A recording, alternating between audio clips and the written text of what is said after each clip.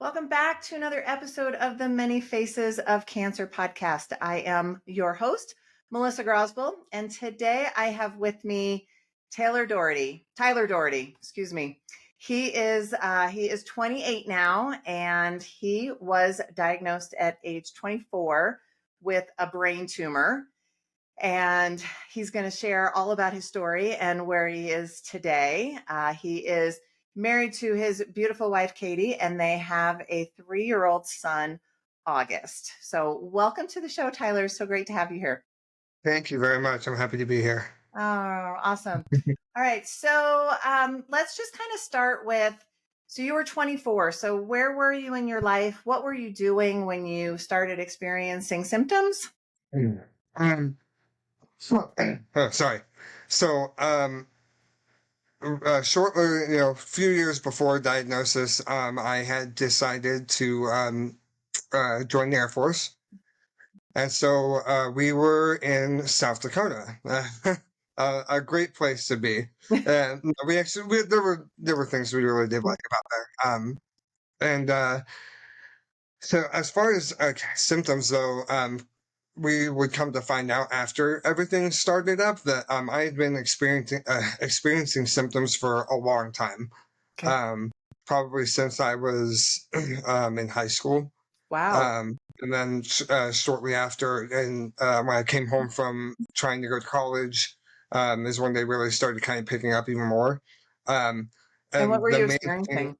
right? So the main thing with that was and the thing that I struggled with for the longest was nausea every morning, and didn't do anything about it because I kind of pushed it in the back of my head as like maybe I have a poor diet or it could have been like anything in my head because um, I had gone to the doctor for it once, just like an urgent care. My mom took me and they drew blood and this and that and couldn't find anything. And so just kind of blew it off as like, oh, you probably had some sort of virus um, or whatever. And so I kind of just kept pushing that to the back of my head, just like, it's no big deal. I mean, I guess a brain tumor is not the first thing you think of when somebody has nausea.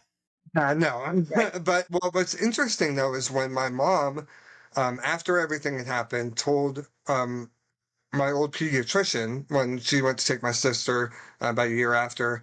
Um, she told him about everything, and he actually had told her that, at least from his experience, if you have nausea every morning, it's a brain tumor until proven otherwise. Wow. All right. I did not So know that. maybe I wasn't very specific enough when I went to go to urgent care or something, but Maybe not everybody knows that. yeah, maybe not. Okay. So you were experiencing nausea and they just said, whatever, take some Prevacid Mhm. or something like that. So Yeah. when did it kind of escalate Uh, from there? so fast forward, a few years later, and I joined. I went to basic training. Basic training, I had so much other stuff going through my mind that I just kind of repressed everything. The nausea. I started getting headaches.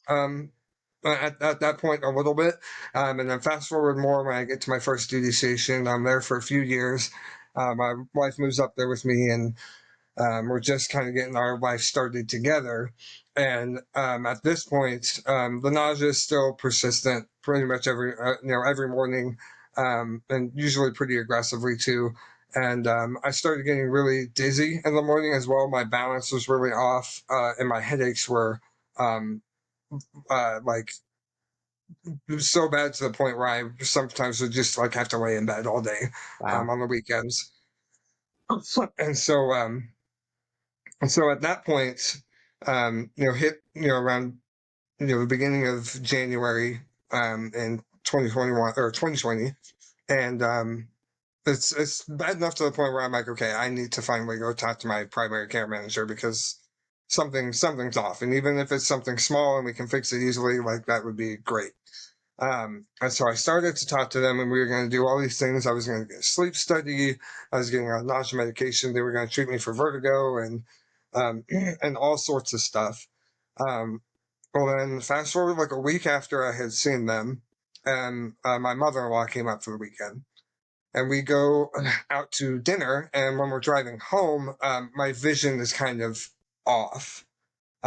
It's not blurry, it's just like I couldn't focus on my right eye. It was like a weird kind of feeling. I was like, okay, that's kind of weird. Wait until Monday, and we'll see what happens. Um, so Monday comes, and I went to go take our puppy for a walk. And as soon as I walked out into the sunlight, it was like I went cross-eyed almost, as far as like how my vision actually was. Like I just couldn't see straight, like at all. And so at that point, I had gone to my primary care manager again on base and was like, hey, um, I think we need to escalate this up a little bit because here's what happened. Like, I couldn't even imagine if I had been driving when that happened. Like, Right. it's bad. And so they were like, yeah, absolutely. Well, you need to go to optometry. And funny enough, other than that, like actual full on diagnosis of a brain tumor, she knew pretty much exactly what was going on. As far as the buildup and getting it to this point, of Well, cerebral the, spinal the the different symptoms all fluid. coming together are starting Yeah, to make a yeah. more So clear they did. picture. Yeah, they took the pictures behind the eyes, like they can do optometry, and she could tell that I had a lot of pressure on the back of my eyes, but she didn't know why. Okay.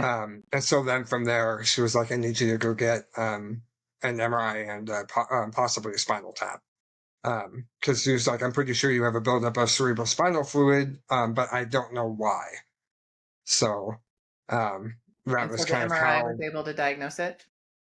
Yes, so we went to the hospital after many hours because Rapid City Regional is very busy.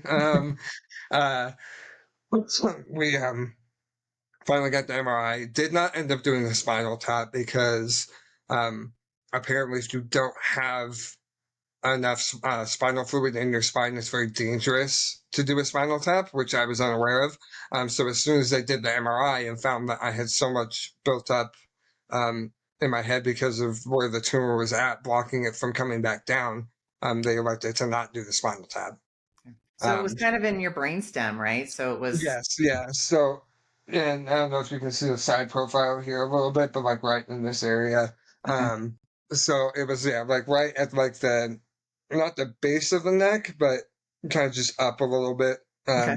towards like the back of the head. And, uh, So was this like immediate surgery or like, hey, we need to get you in right now or Almost. okay. The so we we got put into the ICU at Rapid City Regional to monitor the cerebral spinal fluid because that becoming an overflow is an issue. And so they wanted to make sure that I it didn't come to a point where it was leaking out. So they didn't even send you home. It's like we're admitting you right now and Yeah, then yeah, even yeah. and they were like, "We're gonna start you on some steroids, so hopefully get the swelling down, and then hopefully that can kind of balance it out until you kind of figure out where you're gonna go for surgery." Because yeah, at that point it was like you're going to need surgery because they're gonna have to take it out and they're gonna have to drain all of the fluid that is up in your head currently. Okay. Um, and So you did so have surgery yes, I did. and it was a very long surgery. It was. um, Yeah, sorry, allergies and all that going around here. No worries. Um, so I don't remember, and I'm very thankful that I don't remember. I'm But sure. yeah, it was 16 hours, Wow. and yeah, so we had elected to go back home to Colorado instead of staying, because they told us in South Dakota they're like we can do this here. We have a neurosurgery unit here, however. Um, this is going to require a lot of delicate experience by somebody that does this daily. So were you able Just, to drive to Colorado or were you airlifted or we flew, okay. which probably wasn't the best idea. But when I had gotten the steroids and everything in Rapid City, the swelling had gone down enough to where my vision balanced back out, and so they were like, "Well, that's a good sign. So what we can do is continue to give you the pills for the steroids to keep the swelling down, and then you should be able to travel." Okay. Um, sorry. Oh, Bless you. thank you. And that did end up working out. But my doctor that we got to in Colorado did say that if he had actually been able to see the imaging before I left Rapid City Regional, he probably would have had me airlifted, Gotcha. just because of um, the possibility of the leakage of cerebral spinal fluid. Okay. Um, But there wasn't and any. There wasn't, yeah. Okay, good. It was just, it was close, close enough to make everybody uncomfortable. So, but everything worked out. We got there safely. And after I initially talked to him, we were admitted that way I could be monitored and he could get me in as soon as possible. Um, Okay. and then, yeah, then the surgery was a minute. And then you did have some complications after the surgery, correct? Yes, I did. So the biggest thing was that being face down for that long had caused everything in my like facial region and esophagus and stuff to just kind of just swell up really bad. So when they went to extubate me after I started coming off of the drugs and everything, my esophagus just closed up, and so I couldn't breathe. Um, I can vividly remember it enough to where I try not to think about it for too long. but Totally. um, but it was it was unfortunate and definitely the biggest concern. And but moving forward from there, so we ended up spending a total of 2 weeks in the ICU.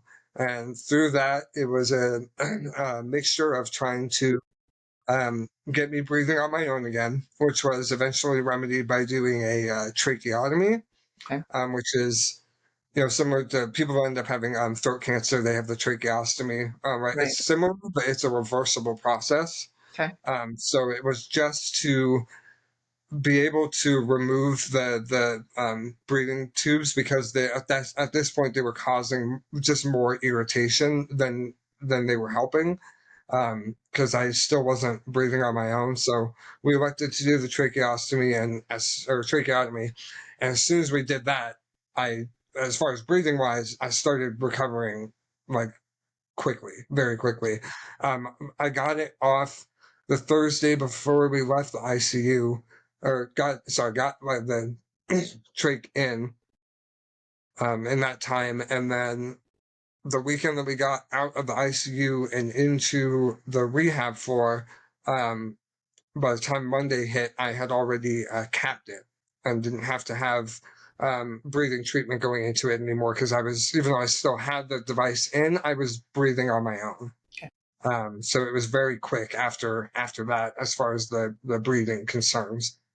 So were there Um, any long-term, I guess, long-term consequences from the um, surgery or the swelling or those things? right. So the only thing that well, I guess a couple of things, but the main thing that I still struggle with today is the speech. So all of the nerves that were back there where it was um, deal with your all of your like facial nerves and like gag reflex, coughing reflex, all of that. And so all of that was pretty irritated, and so my tongue just kind of like was dead essentially by the time that I had finally gotten extubated and everything, um, to where I couldn't eat for I think 7 months technically, if you count the month that we were in the hospital still. And So I was on a feeding tube for a long time because of that, and to this day, you might be able to hear it slightly. I have a little bit of a slur and kind of have to slow down speaking sometimes, otherwise it comes out as just babbling. um, I mean, you speak very well, so Thank you. it's not super noticeable. I've definitely been working on it. So Yeah. there's only some moments where I speak a little too fast and have to repeat myself. But and sometimes I'll have a little bit of balance issues. I haven't like fallen or anything like that, but sometimes I'll just kind of like find myself leaning and kind of have to adjust myself while I'm walking and those kinds of things. Um, No, and now were they able to remove the whole tumor? um, Pretty much. Okay. So there was a little bit that was left over because it was wrapped around some arteries that they didn't want to get too close to because it could have caused a stroke. And Okay. so they left it, and then we elected to treat that with radiation. Okay. And then it's been 4 years now, and are you still being monitored?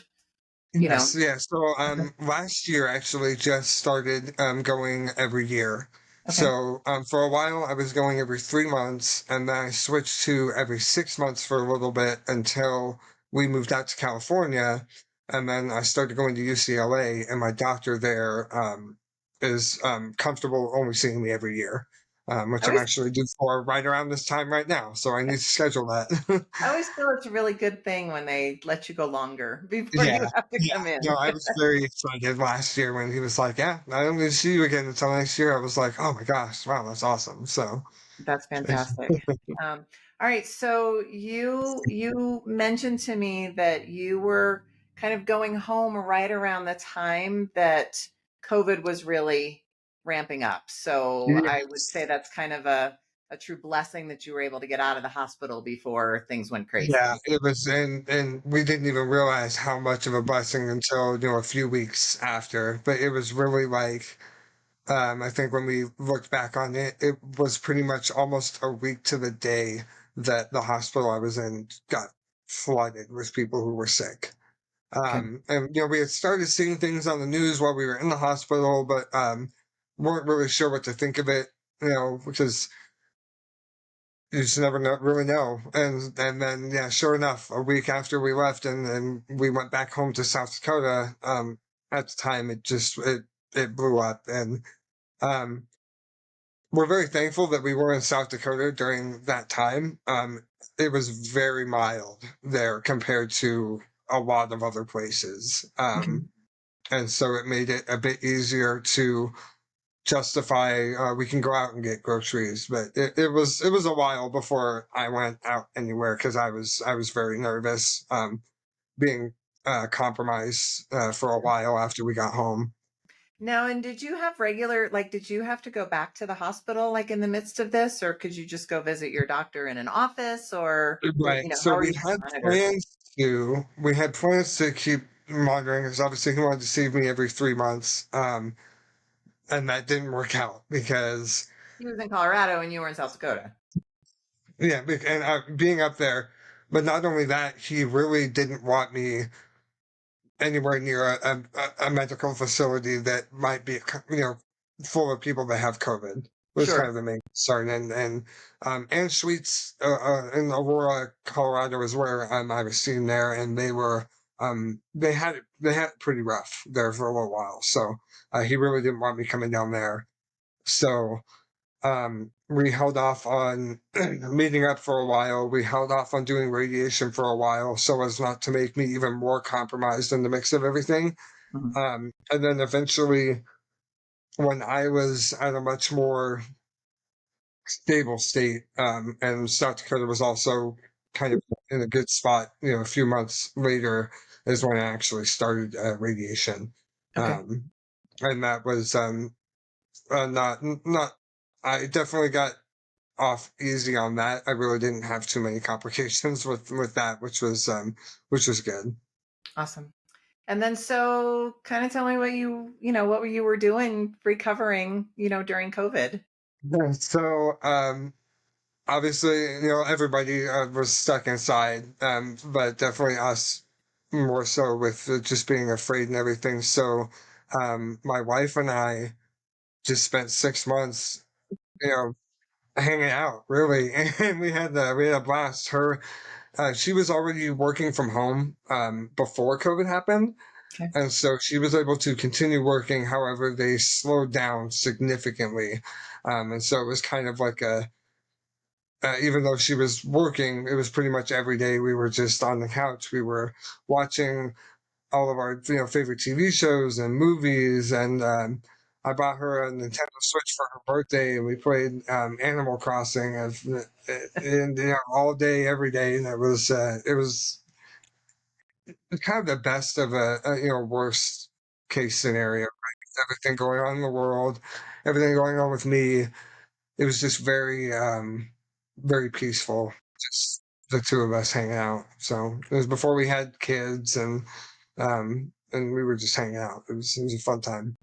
Probably about the best way you could recover from something like this. Just no Yeah. stress and no craziness, and you could just Hmm. completely relax and Absolutely. do nothing and have Hmm. fun. So Yeah. that's And beautiful. And out yeah. of that also came your son, right? Yeah. Eventually. So we in 2020, and sort of I guess like a well, less than a quarter life crisis with everything going on. We're like, we're gonna buy a house, and so we bought a house right off base, brand new build, and we were so excited. And we'd already been trying for a little bit because just needed some sort of win, that year, Hmm. and yeah, eventually we actually figured out that she was pregnant in August, which is funny enough, because we knew we were going to name him that for a long time. So finding out that yeah she was pregnant in August was just kind of like the cherry on top. So Oh, it's and then beautiful. yeah, he was born in April of 2021, and gosh, he's a blast. Kids are the best, aren't they? Yeah. All right. So I kind of like to ask people. So I never really want to say that, having cancer is a blessing. I mean, for many Hmm. people it is, but can you kind of share with me like the just the impact on your life and how your life is different having gone through this kind of situation, versus if you just, were in the Air Force and doing your thing. Right. Right. Bless you. So um it it definitely changed my perspective on a lot of things. And sometimes I find it hard to explain, but I was so optimistic. When everything first happened, I was like, I almost because it's really because I didn't know what else to do. And my family, sorry, a bug. My family praises me all the time that of how my disposition was, but and I didn't want to make it harder than it already was going to be. And so I really just wanted to keep that disposition and keep it going through everything I did because um I was sorry, it's hard to find the words. um I really was shaken up. And the surgery definitely didn't although it helped my health overall now, right? It was really detrimental in the moment as far as um, everything. But there wasn't ever really a moment where I was like, I can't do this. I knew I could because I wanted to because I had to, and and then even when we got home and I was going through recovery and I had to learn how to walk again. And all I wanted it's funny, all I wanted when I got home was to get back to good enough health to have our wedding, which unfortunately we ended up having to cancel because of COVID. But it was And so because of after COVID, that, not because of your health. yes, Yeah. it was because I had gotten to a point where it was like, yeah, we could do it. I would be okay if I got sick, but like we would feel awful if everybody else got sick because we had them come out to this, and so we eventually had to make that decision, which was hard. But and so after that, then I was like, okay, well, I got find something else to kind of keep that drive going to get back to it. And so I was like, I want to get back to work. I was like, yeah, I had the opportunity given to me actually when everything happened to get out, and they were like, we can medically retire you and you'll get disability for life and all that stuff if you want. They weren't like we're going to you have to. It was like if you want to stay and you can show us that you can do it, then you can stay. And so I was like,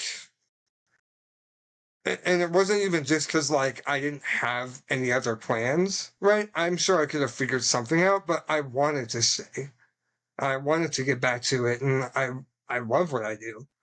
And so I really pushed myself to get back and went and tested for a staff sergeant the first time. And I didn't make it the first time, but eventually I did make it that second time the year after. And I just kept pushing and pushing and trying to get back to it. I finally, last year, actually took my first PT test since everything happened, passed the flying colors. Like it was, I've pushed myself more and more to because I love what I do and I love serving my country and then having my family.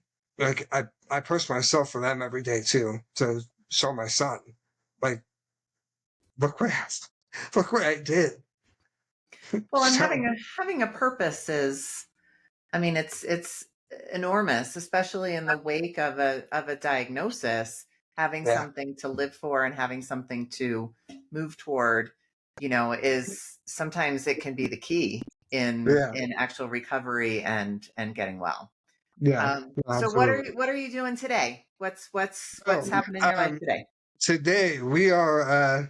I don't mean today, but Yeah, no, right, now. yeah. uh, um, so I think I mentioned it briefly earlier, but yeah, we did end up moving to California. Okay. I got orders to Edwards Air Force Base out here in the Mojave Desert. Um, work on some pretty cool stuff out here that is um, on the secret side of things, so I can't really talk Okay. about it too much. But um, we're having a blast out here. We got annual passes to Disney last year because we had all the leftover money from selling our house.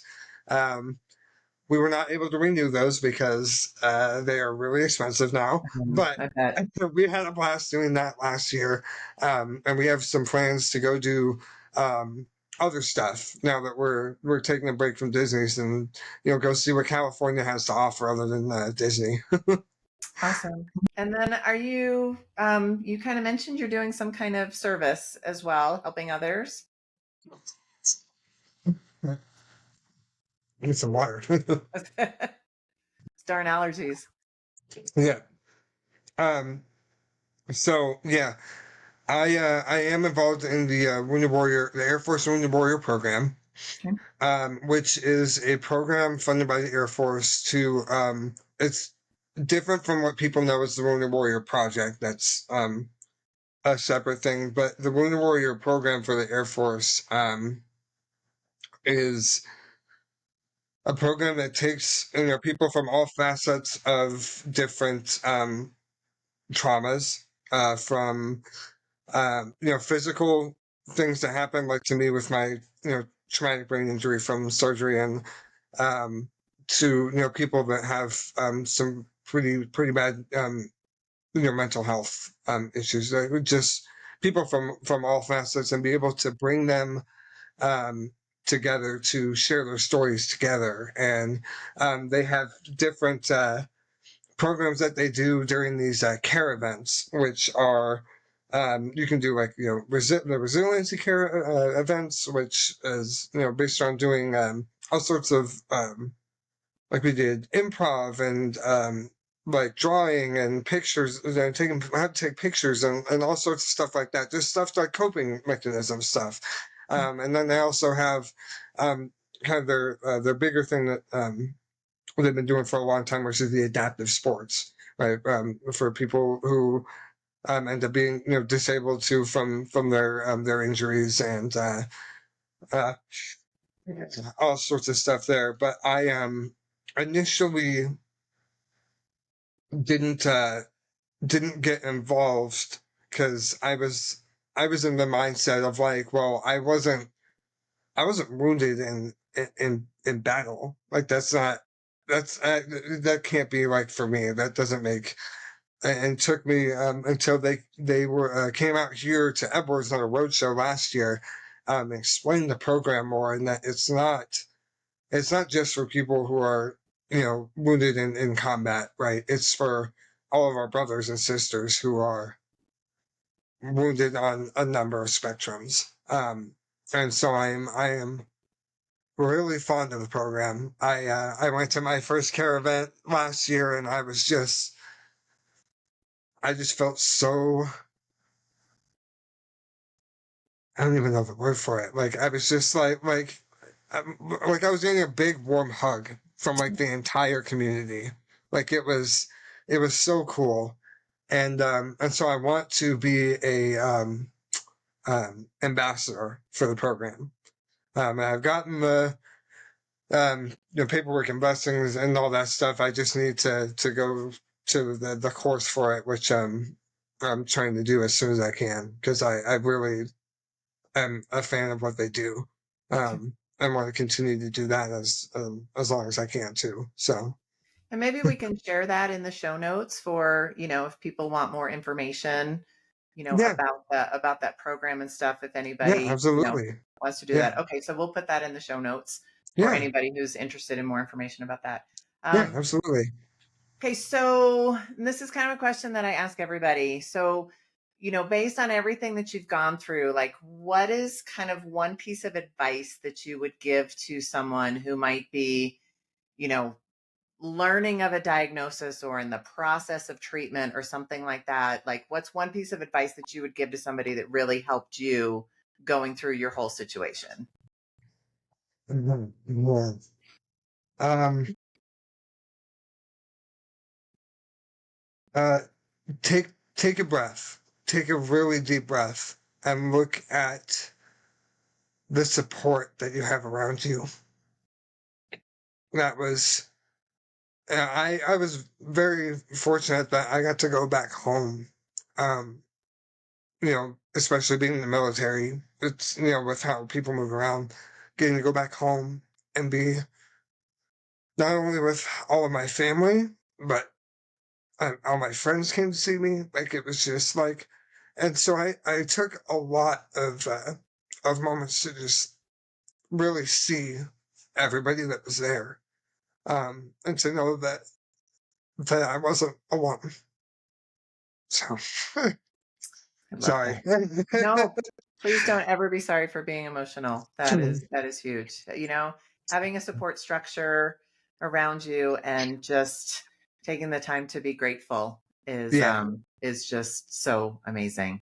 yeah, Um, wow. absolutely. Well, thank you so much for joining me today, Tyler, and thank you Thank so much for you. sharing your story. I know that people are gonna just be as emotional as we were about it. So I Yeah, really appreciate your time. And again, we'll put that information about Wounded Warrior in there if anybody yeah, yeah, wants to absolutely, wants to take that. Okay. All right. absolutely. So take care. Have a great rest of your day. Thank you very much.